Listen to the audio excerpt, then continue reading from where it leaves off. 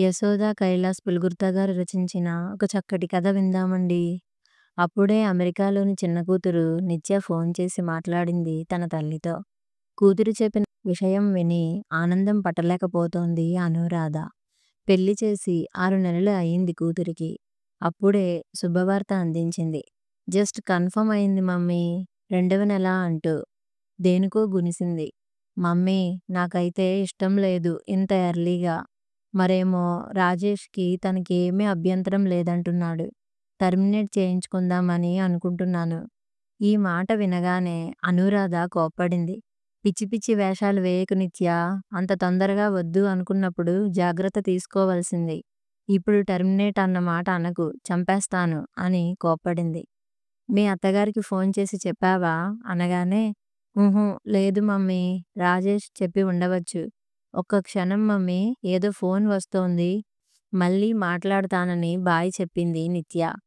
నిత్య చెప్పిన వార్త సంతోషంగా ఉంది కానీ పెద్ద కూతురు నవ్య నిన్ననే ఫోన్ చేసి చెప్పింది.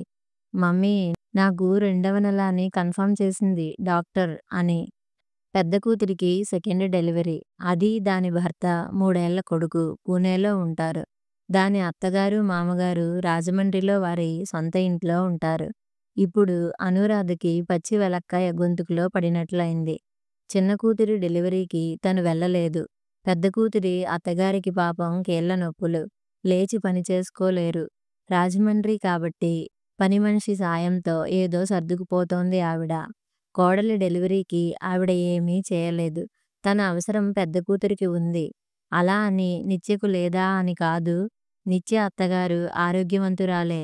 ఒక్క 6 నెలలు ఆవిడ అమెరికా వెళ్ళి నిత్యకు డెలివరీ అది చూసుకుంటే 6 నెలల తర్వాత తను వెడుతుంది. ఏది ఏమైనా ఈ శుభవార్తను నిత్య అత్తగారితో చెప్పినట్లు ఉంటుంది. చుచాయిగా ఇక్కడ తన పరిస్థితి ఏమిటో వివరించినట్లుగానూ ఉంటుందని ఆవిడకు ఫోన్ చేసింది. వారి ల్యాండ్ లైన్‌కి చేయగానే నిత్య మామగారు ఫోన్ తీశారు. ఆయన గొంతు వినగానే, నమస్కారం అన్నయ్య గారు, బాగున్నారా?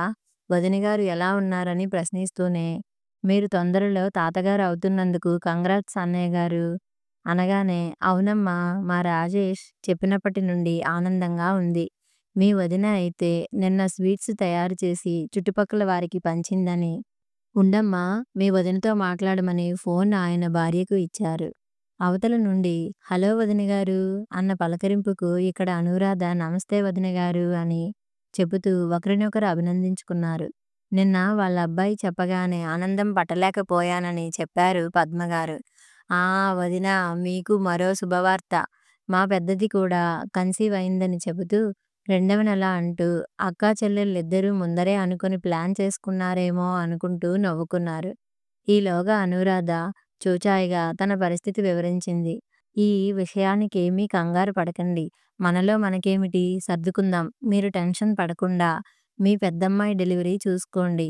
మేము మా కోడలి డెలివరీకి వెడతామని ధైర్యం చెప్పేసరికి హమ్మయ్య అనుకుని తేలికగా నిట్టూర్చింది.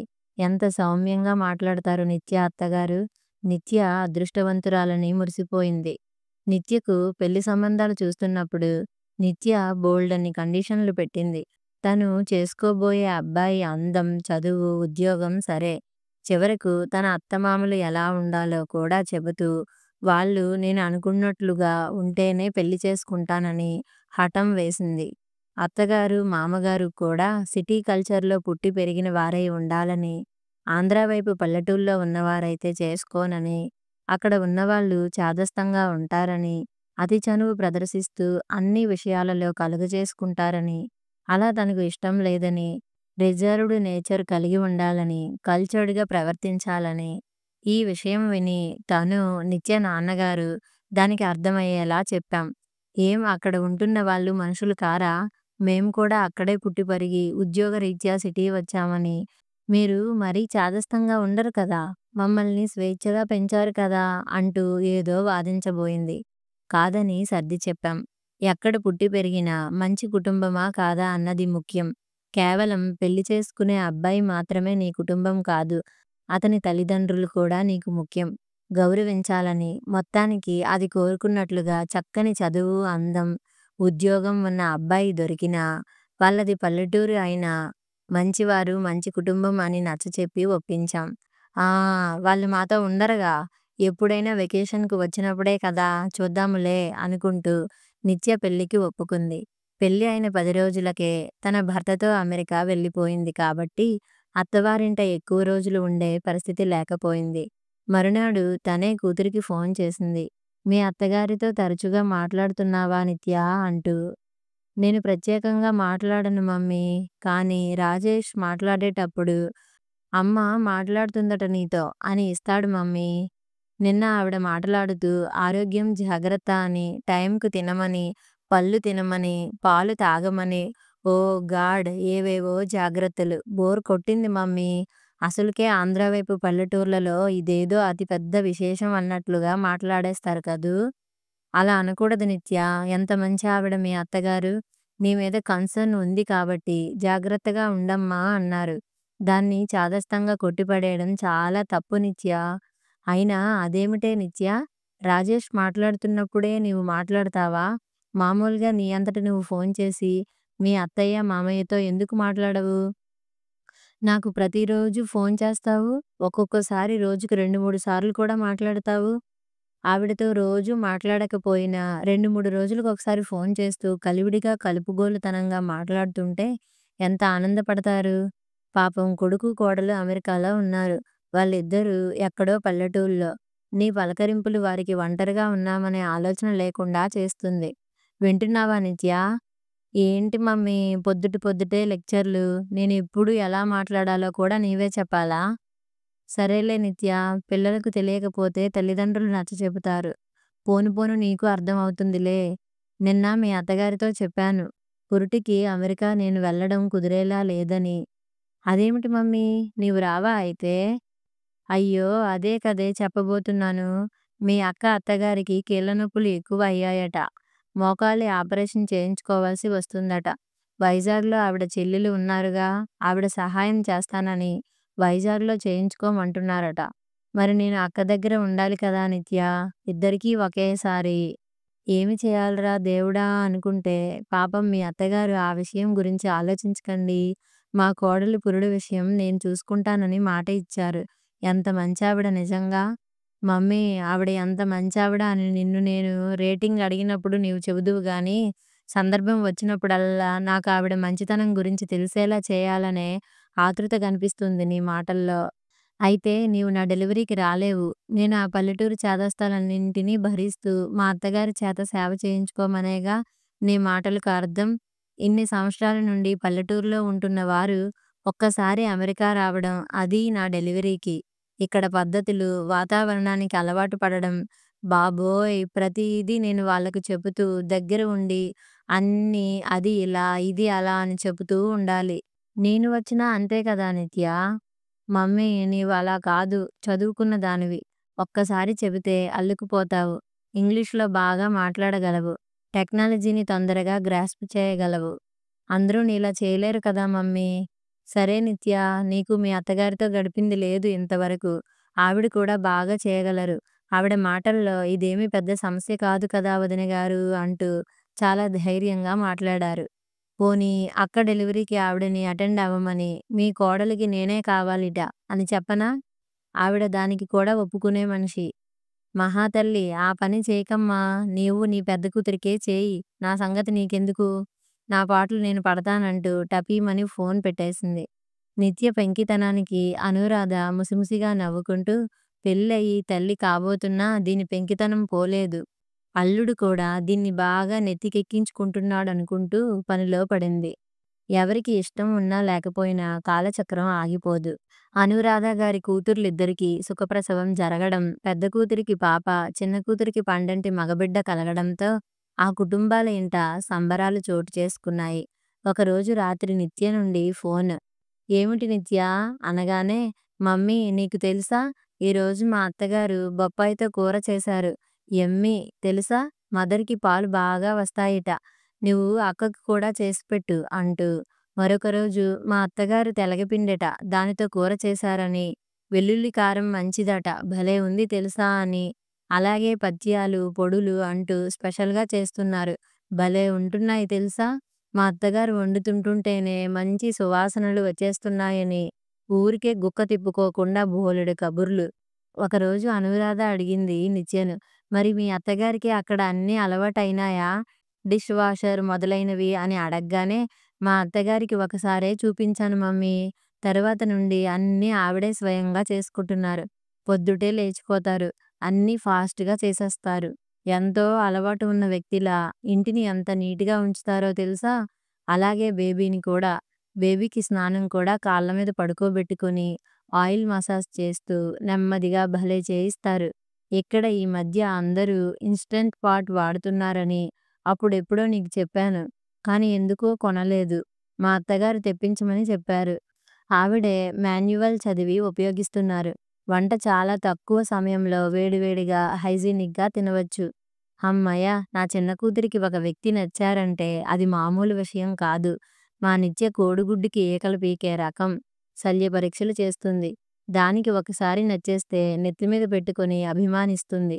దాని ప్రవర్తన దాని అత్తగారి ముందు ఎలా ఉంటుందో అని చాలా భయపడి, దాని అత్తమామలు అమెరికా వెడుతున్నప్పుడు ఆవిడకు ఫోన్ చేసి మరీ చెప్పాను. నిత్యకి ఇంకా చిన్నతనం వదలలేదని, చిన్న కూతురిని కాస్తంత గారం చేశామని, ఏదైనా తెలిసి తెలియక మాట్లాడి బాధ పెడితే దాన్ని క్షమించండంటూ. దానికావిడ, "రాధగారు, నిత్య మీకెంతో, నాకు అంతకంటే ఎక్కువ. మా కోడలు, మా ఇంటి పిల్ల. మీ అమ్మాయి మమ్మల్ని బాధ పెట్టేలా మాట్లాడే సందర్భమే రాదు. చిన్నపిల్లలు పొరపాటు చేస్తే దానిని వాళ్ళంతట వాళ్ళే గ్రహించి మరోసారి ఆ పొరపాటు చేయకుండా ప్రవర్తించేలా మనమే ఆ అవకాశాన్ని కల్పిస్తే పోలేదా? మీరు కంగారు పడకండి రాధా" అని ఎంత ప్రేమపూర్వకంగా మాట్లాడారో. ఆదివారం మా అల్లుడు అతని తల్లిదండ్రులను ఏదో మాల్‌కు తీసుకుని వెళ్ళాడని, బేబీకి కాస్త జలుబుగా ఉన్న మూలాన తను వెళ్ళలేదని చెబుతూ, నిన్న శనివారం జరిగిన సంఘటన నిత్య చెబుతుంటుంటే దాని మాటల్లో బోలెడంత ఆశ్చర్యం, ఎక్సైట్‌మెంట్. నిన్న వాళ్ళ నైబర్ ఒక అమెరికన్ లేడీ బేబీని చూడడానికి వచ్చిందట. నిత్య తన బెడ్‌రూమ్‌లో బేబీకి ఫీడ్ చేస్తున్న మూలాన నిత్య అత్తగారు ఆవిడను సాదరంగా ఆహ్వానించి కూర్చోపెట్టి మాట్లాడడం మొదలుపెట్టారట. వాళ్ళు అలా మాట్లాడుకుంటుండగా నిత్య బేబీతో రావడం, వాళ్ళ దగ్గర కూర్చొని ఆ మాటలు వినసాగిందట. నిత్య అత్తగారు స్వచ్ఛమైన ఇంగ్లీష్‌లో ధారాళంగా ఆ అమెరికన్ యువతితో ఇండియాలోని పిల్లల పెంపకం గురించి చాలా చక్కగా మాట్లాడుతున్నారట. డెలివరీ అయిన తర్వాత మాతృత్వం పొందిన స్త్రీ యొక్క మనోభావాలు ఎలా ఉంటాయో చాలా స్పష్టంగా, మృదువుగా మాట్లాడుతుంటుంటే నిత్య అప్రభతిరాలయిందిట. చక్కని ఇంగ్లీష్, తను కూడా మాట్లాడలేని స్వచ్ఛమైన ఇంగ్లీష్. ఒక్క గ్రామర్ మిస్టేక్ లేకుండా ఆ అమెరికన్ యువతి బేబీని ముద్దాడి, బేబీకి గిఫ్ట్ ఇచ్చి వెళ్ళబోతూ నిత్యతో అందిట, "you are so lucky to have such a nice mother in law" అని. ఆ రోజు రాత్రి నిత్య క్యాజువల్‌గా రాజేష్‌ను అడిగిందట, "అత్తయ్యగారు ఏం చదువుకున్నారని?" "ఎంఏ ఇంగ్లీష్ లిటరేచర్" అని చెప్పాడట. ఆశ్చర్యపోయిందట. రాజేష్ అన్నాడుట, "అమ్మకు సింపుల్‌గా ఉండడం ఇష్టం. తను యూనివర్సిటీలో టాపర్ అయినా తన చదువు గురించి గొప్పగా ఎవరికీ చెప్పదని, లీడింగ్ న్యూస్ పేపర్లకి, నేషనల్ మ్యాగజైన్స్‌కి మంచి మంచి ఆర్టికల్స్ వ్రాస్తుందని, స్త్రీలు ఎదుర్కొనే సమస్యలు, స్త్రీల హక్కులు, సోషల్ అవేర్‌నెస్ ప్రోగ్రామ్స్ అంటూ ఏదో ఒకటి వ్రాస్తూ ఉంటారని, అన్నీ ల్యాప్‌టాప్‌లో టైప్ చేసి ఆయా పత్రికలకు, మ్యాగజైన్స్‌కు పంపుతారని" చెప్పేసరికి నిత్య కళ్ళు వెడల్పు చేసుకుంటూ విందట. ఈ మాట నిత్యకే కాదు, నేను కూడా విని ఆశ్చర్యపోయాను. అంత చదువుకున్న నిత్య అత్తగారు ఎంత నిగర్వి. చూడడానికి అతి సాధారణంగా ఉంటారు. అన్నీ నిండుగా ఉన్న విస్తరి అణిగిమణిగి ఉంటుందనడానికి నిత్య అత్తగారే ఒక చక్కని ఉదాహరణ. నిత్య అత్తగారు, మామగారు వచ్చి 5 నెలల కాలం గడిచిపోయింది. 6 నెలల తరువాత ఏమిటి పరిస్థితి అని అనుకుంటున్నారు. నిత్య జాబ్ ప్రయత్నాలలో కూడా ఉంది. నిత్య, రాజేష్‌ల బేబీ వాళ్ళ బామ్మగారి దగ్గర బాగా అలవాటయింది. ఒకరోజు రాజేష్ వాళ్ళ తల్లిదండ్రులతో అన్నాడుట, "మరి మీ ప్రయాణం దగ్గర పడుతోంది కదా! మీరు వెళ్ళిపోతే మా అత్తయ్యగారిని పిలిపించుకోవాలి. ముందరే టికెట్లు అవి చూడాలి" అంటూ. దగ్గరే ఉన్న నిత్య గబుక్కున వాళ్ళ అత్తగారి ఒళ్ళోకి దూరి, "అత్తయ్య, మరో 6 నెలలు ఉండిపోరూ" అని బ్రతిమాలిందట. నిత్య కళ్ళల్లో కన్నీరుట. ఈ విషయం నిత్య అత్తగారు అనురాధకు ఫోన్‌లో చెబుతూ, "వదినగారు, అమ్మా ఇంకో 6 నెలలు ఉండిపోవా అని మా రాజేష్ అడిగితే ఒప్పుకునేవాళ్ళం కాదు కానీ, అడిగింది మా నిత్య. నిత్యను బాధపెట్టలేను. అందుకనే మరో 6 నెలలు పొడిగిస్తున్నామని.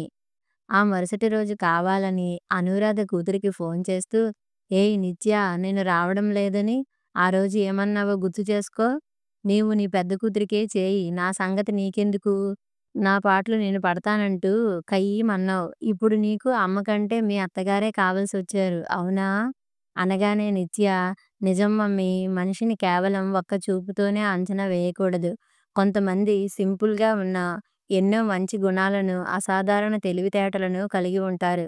సింపుల్‌గా ఉండడం వారి నైజం అంతే. నీతో మా అత్తగారి విషయంలో చాలా తేలిక చేసి మాట్లాడాను మమ్మీ. నీవు చెప్పినా నాకు అర్థం కాలేదు.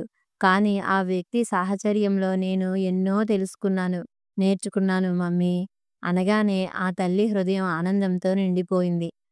తన చిన్నారి కూతురి విషయంలో ఇంక నిశ్చింతగా ఉండవచ్చని. కథ సమాప్తం.